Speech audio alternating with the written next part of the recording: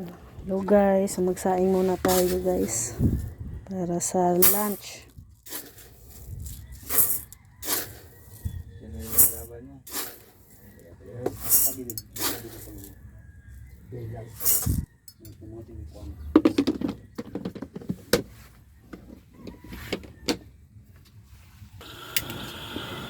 Ayan.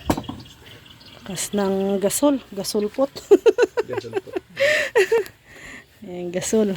So, linisan na natin yung ating pang-ulam guys. Yung binili ni Rex na bangus. Ayan. Binili si Rex ng bangus. So, ano natin to? Papaksiwin. Paksiw na bangus. So, yan na guys. Nahugasan na po natin yung ating isda. Isunod natin, ilagay yung mga sangkap. No? Meron tayong sibuyas, bawang, and luya. Ayan.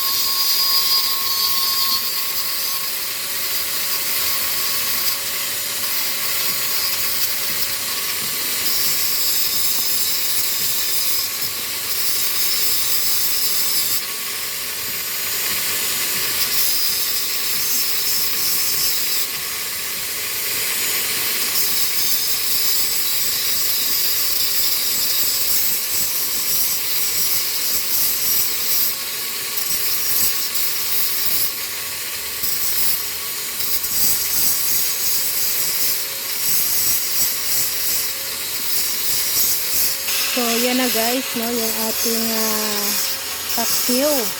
No, ready na po yan. So, mamaya, pag okay na po yung kanin natin, so, ito na po yung ating ulam, ang ating isasalang. So, ito po yung ating lunch. No, ngayon guys, day 3. Day 3 sa ating munting bahay. Yan po yung ating pa-lunch ngayon dito. So, thank you guys, no? At yung ating sinaing, ayan, kumukulo-kulo na rin. So, happy eating mamaya. Guys, may bisita tayo, si Kuya Brooks. Ayan. Hello. Ayan, si Kuya Brooks, ito yung ating foreman. Foreman, anong foreman? Foreman. Tayo magbabayanihan dito sa dalawang bahay na ito. Oh. Karid, tsaka ito. Kito per pa, tatlo. Tatlo pa lang maging ano ko dito. Tatlong maging project mo dito, Kuya Brooks. Sige. Yan na. Sige na, Kuya. Maging ano pala tayo dito. Madalas dito ngayon, madalas. Pero sa Lunes, doon mo na kay Kuya Bal, kay Nanay Glinda. Para... So, ito yung ating ulam guys. O, paksiw. Paksiw na bangus. Nagbili pala si Kuya Red ng ng simento. Wala, iklagay mo sa ano yan. Yun ba yun? Yun? Live? Oo, live. Ayun na yun? Nakatutok yan dito. Okay. O, kain tayo, kain. Kain po. Konti lang kanin kasi mahataas ang sugar niya. Ayan. Ayan, kain po, kain.